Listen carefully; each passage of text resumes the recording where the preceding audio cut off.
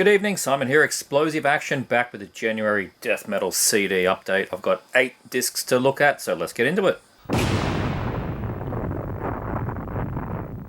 The first one we have here is one that made my honourable mentions list last year in the top 20, only because I only got it a couple of days prior, so I didn't get the full chance to give this a listen. I'm pretty sure it would have made the list somewhere higher had I had it for longer. I am talking about the debut from Egregore. This is The Word of His Law. Really, really cool, interesting cover artwork on this one. This is a fantastic debut, it really, really is. It's a two-piece band from Canada, featuring Sean Haish, or Hack, I'm not too sure how you say his name, and Sebastian Montensi. If those names are familiar to you, that's because they are both from Auroch and Mitochondrion. It's a band I've not heard anything from in quite some time, actually. Mitochondrion being a very technical death metal band. But here on this first EP from Egregore, which runs nearly half an hour, so you could call it an album, 6 tracks. They play an ancient, thrashy sounding death metal, very different to what they do in Mitochondrion. Akin to like Altars of Madness, Nocturnus the Key, Ripping Corpse, that kind of stuff, but it's a wash with a real occult black metal feel as well. I think Negative Plane, Black Curse, their fantastic debut a couple of years ago. That kind of stuff all mixed in. The lead guitars have a real black metal tonal quality to them. They ring out and it's just very thin sounding. But the rhythm guitar is what gives it sort of the chunky, more death metal feel to it. So it's a great mix. There's passages on here that sort of feel like Hellenic scene, like early Greek stuff. There's the band, nice inner CD there. But remember I did say it's thrashy death metal, so there's just a focus on strong killer riffs. I think this quietly slipped by last year. I mean, I hadn't heard about it until a local record store listed it, and I said, what the hell is this? I listened to it. It came out in April, right? And it came out on $20 spin. So this is the kind of thing that people are usually screaming from the rooftops because $20 spin band. Well, I didn't hear that, and I'm going to scream from the rooftops on their behalf. This is an excellent, excellent debut. As I said, 6 tracks of ancient sounding, black metal infused death metal from the boys from Mitochondrion under Egregore, The Word of His Law. Next up, this one's very exciting. Again, one that I got just after the top 20 list of last year. It was in the post at the time that I did that list, so I didn't get a chance to hear it. I never listened to anything online. I never do with this band because I just like to be surprised when their CD comes, because I always know it's going to be good. It's just what level of good, and I am talking about the new one from The Chasm, The Scars of a Lost Reflective Shadow. After 5 years of silence, they return with another full length, and I'm very happy about it. And after quite some time, I think 15 years, we've got vocals again. At least not just sporadic vocals, we have vocals on every track, which is, the instrumental albums are great, but I do miss the vocals, and they are exceptional here. It's The Chasm, man. I mean, they're always good. Anyway, this time they're playing as a 2-piece, it's sort of back to the band founders of Antonio Leon on drums, and Daniel Corchado on everything else, including those wonderful vocals, which he resumes effortlessly. I mean, obviously they've been playing live, so it's not like he hasn't sung in 15 years, but we just haven't had it on disc. Now we do. He also produced the album, and it's produced probably the sharpest that I've heard from the band. It's the clearest, the cleanest. It's still, it's still got a grit to it. It's death metal, but it's definitely the cleanest that I've heard from them. Was it worth the wait? Absolutely was this worth the wait. 9 songs, 42 minutes. 3 of those are instrumental tracks, so you're still going to get the display of their prowess without the vocals 3 times. I think it's sort of thrashier to me than the previous instrumental albums. It does feel a bit more harkening back to sort of Procession era. As I said, the production's crisp and clean. You can hear everything on it, including dive bombs. Love me those dive bombs. I presume The Chasm. It's one of those bands that most people in death metal have at least heard one of their albums. Hopefully own more than one of their albums.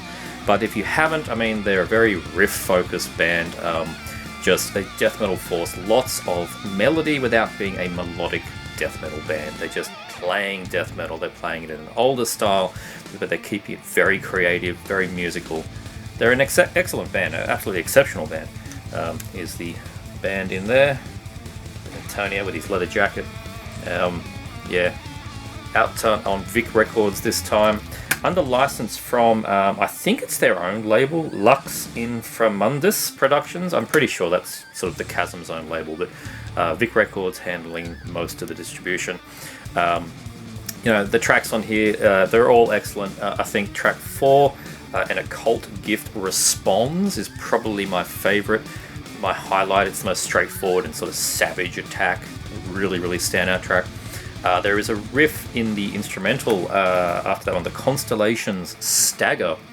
That one sounded very dissection-y to me. So, you know, when I say that they're not a melodic death metal band, they've still got the melody in there. That's what stands these guys apart. It's not a, you know, just a bludgeoning force for the sake of it. They're a technically proven band. They know what they're doing. They play very well. It's a shame, as I said, that this arrived so much. Many hours almost after my list. It was pretty much down to less than 24 hours later I actually got the thing in my hands, because, come on, it's a Chasm album. It would have ended up on that list somewhere. Just the lyrics in here, it's all very cool. And yeah, there you go. This is the new one, Scars of a Lost Reflective Shadow from the Chasm. Absolutely pick it up. Next up we have Gut Void with Durance of Lightless Horizons. Their debut full-length from September last year. It's only been out a few months. This band's been around only a few years as well, forming in about 2019. They did one EP, and they contributed a single track to the 4 Dimensions of Auditory Terror compilation that Blood Harvest put out in, I think, was it 2020, 2021? That had Bloodspore, Coagulate, and Soul Devourment as well. That was an excellent compilation. I really dug that. And now we finally have the full-length album. So what do these guys play? It's a heavy, very dissonant Lovecraftian themed death metal. In the realms, obviously, of bands like Cathelist, or a slightly slower, and let me see if I can try and say it, Unersprechlichen Kulten. I've tried my hardest on that one. It's very swampy sounding, but not the slimy, putrid swamp that Fetid are bathing in. No. These guys are in the mud hole in Dagobah with all the weird creatures that are swimming around in it.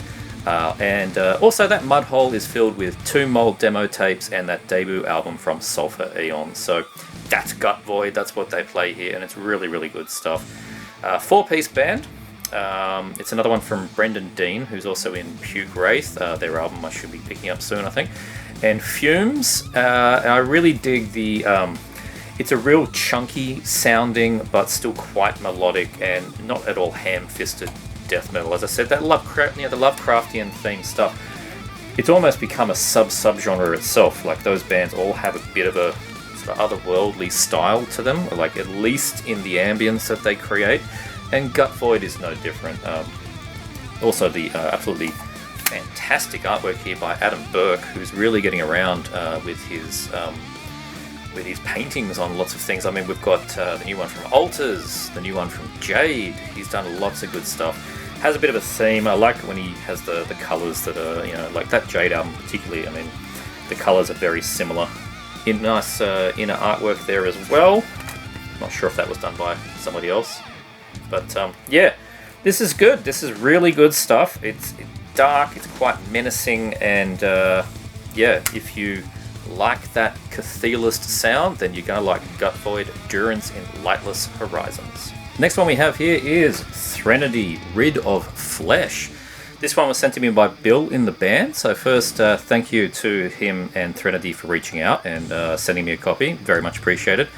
These guys play a very chuggy, old school brand of death metal that I can best describe. When I put this on to my ears, I was hearing like a more modern version of Bloodbath's Breeding Death EP. It has that style, but with a more US stomping feel to it. You can't, you know, pretend this is a Swedish death metal album. It sounds very US death metal. It just has that feeling of that first Bloodbath. Musically, vocally, particularly vocally, I think. It's a like deep, gravelly, but perfectly enunciated way of doing death metal vocals, just like Ackerford was on that Breeding Death EP. Very, very sharp production, very well balanced instruments. I mean, if this is an independent release, which I believe it is, it's just put out by the band themselves, I think. Good job. Sounds really, really crisp and very appealing sound to it. The band, I believe, is a 4-piece. I'm going to open this up. There's some things in here that are going to fall out. I believe the band's a 4-piece now, based on their Instagram photos, but there's a 5-piece photo here. So, you know, they've been around for a while as well. Threnody have been around since 1990. So, me giving comparisons to Bloodbath, not exactly fair. These guys were doing it before then. They did their first demo in Internal Infestation in 1990, and 3 of the tracks from that demo appear on this album, obviously re-recorded. So these riffs, some of these are 32 years old, right? So when I say old school death metal, it really is. They've just reformed, picked up the demo, and then created some new tracks. And it's not like there's a chalk and cheese difference between the newer tracks and the older tracks.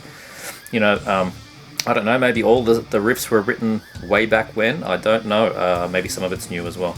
But this is really good, solid stuff. If you just like straightforward death metal, you're going to like this one, Rid of Flesh. It's a Pro CDR, so you can get this one, like it looks all glossy and that kind of thing. It is a CDR. And it's just a single front cover there with the thanks list on the back. So quite a simple layout, but I really dig that cover artwork. It's good fun. And the band Bill in the band was very nice to send a thank you note and a Threnody guitar pick, which I thought was really, really charming. So yeah, thank you, Bill, for sending this my way. I had lots of fun listening to Rid of Flesh, and I hope you guys continue to do more. Next up, we have one that I was particularly stoked to pick up a copy of. It's pretty hard to find, which I'll get into in a minute. We are talking about Dim Mak with Knives of Ice. Dim Mak, always been a bit odd band, these guys. They play a very 2000 era sounding technical, brutal death metal. Kind of like sort of the third and the fourth Cryptopsy albums, like in that style. And all of their albums are unfortunately pretty difficult to obtain. Their last one might be the easiest, I'm not too sure, but the first 3, like I said, Knives of Ice. So this one particularly has been on my Discogs wish list for a number of years. In mid or late December, I got the notification that there was one. There was literally one, the only one for sale on Discogs. It happened to be in Australia. I nabbed it very quickly. I've been after this one for such a long time. Dim Mak was sort of a spiritual successor to Ripping Corpse, band I've already mentioned in this update. Both Scott Ruth, the vocalist, and Sean Kelly, the guitarist, picking up the same roles and forming Dim Mak. And on the third album here, it's got John Longstreth from Origin on drums. So they changed up the drummer. The original drummer on the previous 2 albums was also from Ripping Corpse. That was Brandon Thomas, but he left the band after their second album. But man, having Origin's drummer on here, he's like, Origin's not a particular band that I'm a fan of, but his drumming was always good. He is a technical powerhouse. It is very much in the Flo Mornia school of drumming, particularly in that era, that 2005-6 kind of time.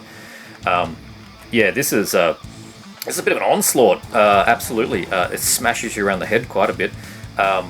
My favourite Dim Mak album is their 4th one, The Emergence of Reptilian Altars, and I've been trying to get people to listen to that thing since it came out. I think it came out the same year as Morbid Angel's Ila Divides My Anus, whatever that thing was called. And it's the album they should have released. That's what I was always saying to people. Like, if you want to hear what Morbid Angel should have done, you pick up that Dim Mak album. And I'm telling you now, if you want to hear a good album that what Morbid Angel should have done for their Eye album, check out The Emergence of Reptilian Altars. But Knives of Ice, this is probably the heaviest, I think. It's just, as I said, it's that sort of third and fourth Cryptopsy era death metal. It is brutal, it is technical, it is fast, it is clean, it is crisp, it's shreddy, it's just barking mad at times. It is completely, it's a completely nuts album, to be honest. It's one you need to listen to a few times. It's even got, I mean, as I said, it's mid-2000s, right? So it's got some, I don't want to say deathcore, but it's, you know how Cryptopsy, after those albums, They got their new vocalist, and they did an album that everybody likes to forget because it was a bit corey. There's a couple of moments in here where you can hear that sound possibly creeping in, but it is not something that makes you want to vomit. It is actually just supports the rest of the thing. It's a heavily riff-based album, right? It's not bouncy moshcore or anything like that. Don't let me scare you. It just has a couple of moments like that. But yeah, Knives of Ice, it is an excellent album. The first two albums from this band, well, the first one particularly, which is Enter the Dragon from 1999, that's quite a weird one. I still find that difficult to digest. Quite a strange album. Their second album, Intercepting the Fist, is the one that I'm still trying to find. Hopefully I can pick that up, then I'll have all 4 albums. But for now, Knives of Ice has been getting quite a thrashing in the CD player. If you dig that tight, ripping, and I mean pun intended when I say ripping, lead guitars, if you like that mid-2000s death metal at its entirety, you're gonna like Knives of Ice. So check out Dimac. Next up we have Inanna with Converging Ages. This band, Inanna, is one that skipped me entirely up until 2022. I don't think I'd even really heard of them. I'm sure I had heard of them, but it never sunk in, that's for sure. I didn't own anything by them. In 2022, they released their third album, which I think I showed on my top 20 at somewhere in the list. But I also managed to pick up their previous 2 albums. The first one I picked up was their second, which was an absolutely belter of an album, and still remains my favourite, but this one here is their debut, Converging Ages. Originally released in 2008, this has been remastered and reissued for Desert Wasteland Productions. Never heard the original mix on this one, but this remastering is really good. It is a very, very strong remaster. The bass guitar is so heavy, it sounds like steel submarine cable being played. It is just a chunky, beefy sound. It is so good. They got more progressive on their second album, which was Transfigured in 1,000 Delusions. As I said, that one remains my favourite. But even after last year's album as well, the third one, Void of Unending Depths, which was an excellent album, the second still remains my favourite. But this is no slouch. It may be the third favourite, but when you've only got 3 albums and you're a quality band, one of them has to become the third favourite. These guys are a bit of a technical powerhouse, and although the second album would refine and progress that musicality quite somewhat, they're no slouch here. They were in 2008 playing what Void Ceremony were doing in 2020, so you know, there's obviously comparisons to the Chasm, F through H album, Morbid Angel. I mean, that stuff is a given. But then the track on here, like the second one, Gilgamesh, is quite a different sound. That one's got a bit of a almost painful to say it. It's kind of a Opeth, My Arms, Your Hearse kind of feel, which is not something I would have thought I'd be comparing Opeth to Inanna, but that's the feel I got, and that is a good thing. It is quite progressive sound for that track. It is a bit indicative of what you hear on some of the other tracks as well. Like it pulls back to sort of an undistorted guitar, light jazzy kind of drumming, that kind of stuff. And in those moments, you do expect Michael Ackerford to do his clean singing, but it doesn't come, because then it turns into a blasting and shredding fest soon after it. So if you're not a fan of the Opeth style, don't worry, there's plenty more here for you. It's an absolute cacophony after that, and the tracks all have this kind of sway and ebb to them as well. Like it's not one style riff for 3 minutes and then continuing on. No, these songs go from 4 minutes to 17. The last track is an epic thing, and of course, being a 17-minute long song from a band like Inanna, it is just a display of their entire capabilities. It's what you expect. It's a musical journey, that last track. It starts with the sound of rain, and then it goes into a peppery, I kind of heard like the Gallery era Dark Tranquility. We started to get a bit Swedish there. There's some Spanishy guitar, a whole lot of prog metal display on that last track. Not instrumental, there was some vocals in it too. Lots of interesting styles on this album. Track 6, Embracing the Fleshless Ecstasy, is probably my favourite. It's the most, it's the heaviest one for sure, by my ears. Has a blistering pace to it. It hits the Chasm sound a lot more than some of the other tracks on here. Just that thrashy kind of sound that they have when they're really going at it. And you know, the whole thing clocks in just about an hour. It's a long album. All of their stuff is quite long, but it's fantastic. It really is. I like the Desert Wasteland Productions doing sort of a Roadrunner design there. Even the CD print looks kind of old. There's the band. So yeah, Inanna Converging Ages, their debut from 2008, but remastered. Sounds great. Excellent band, and I'm glad to finally be aboard the Inanna train. Next up we have Sororicide with The Entity. Now before you all collectively groan, Jesus, how much money does this guy have? No. This is not the original Icelandic first press from Platonic Records. Came out in 1991 and was limited to 500 copies. No, that thing is unobtainable even for me. I know I push the boat out sometimes, but that last sold for $1,400, and the 2 times before that sold for similar money. So no, that's not going to be happening anytime soon. But what I have here is an actually pretty well done modern bootleg. I don't like usually buying these things. I can think of maybe 2 others in my entire collection. Might even be 1 now. I probably replaced it. But Sororicide, The Entity, yeah, we're going to have to go that route for the moment. Musically, obviously, if you've not heard this band before, quite renowned for simply being limited.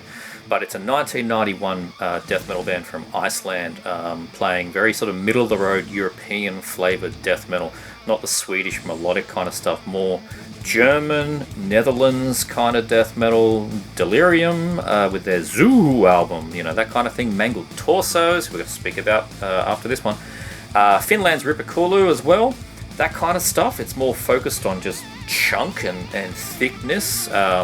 It's riffs, but they're not, you know, wanky little solos or melodic interludes and things. It's just heavy as balls. Mid, slower pace, as I said, chunky riffs, sort of a slow double kick gallop through most of these things. And it's old school death metal because this is old. I mean, in 1991, it is just drenched in decay and old death metal.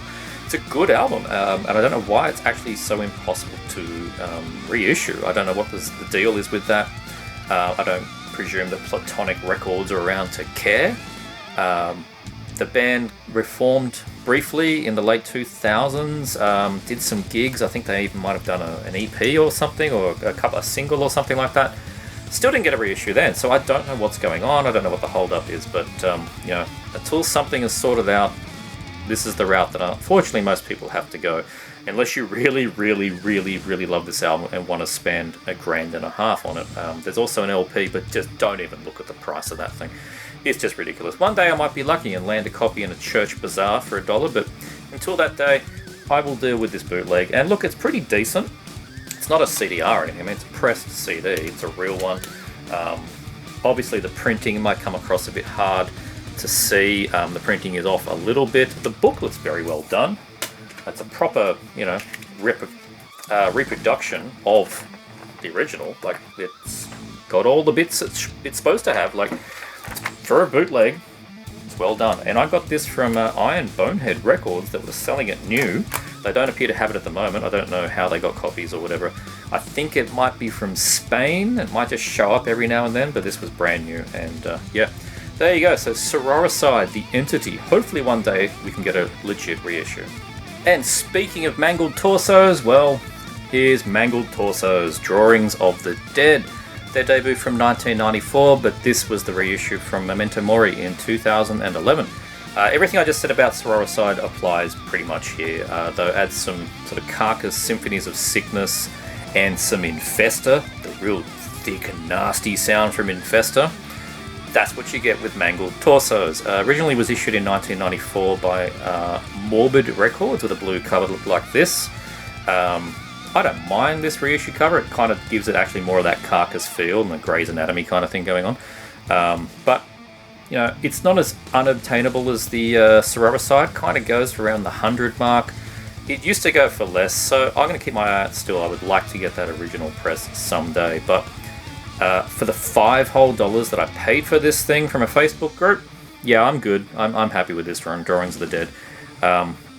Yeah, this is a real meaty slab of German, kind of doomy death metal. Has some sporadic keyboards. It does hang around that mid to slower pace, but I did mention the Carcass Symphonies of Sickness kind of theme as well.